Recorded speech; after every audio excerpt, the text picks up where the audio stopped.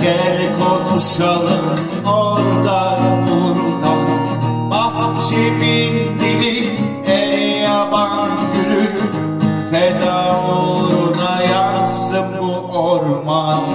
Sana ben ezelden geldim lan, bir çarele bak bu yerde durma.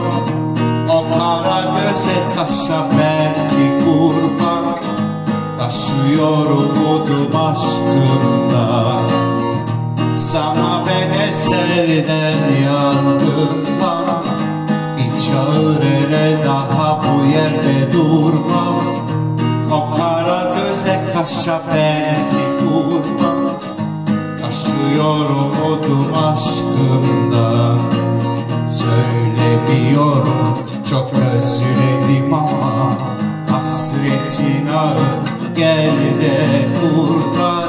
Ben inanırım bu aşk bize umar, kimse edemez onu tahtından. Sana ben ezelden geldim lan, bir çağır hele bak bu yerde durma. O kara göze kaşa belki kurban, taşıyorum udum aşkında.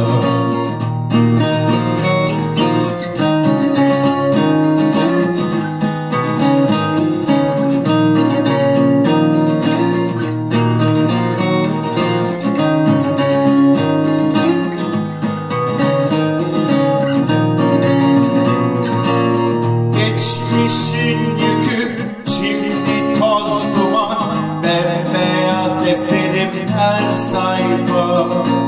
Sen benim alım yazımsın tamam, silmene mecal derman.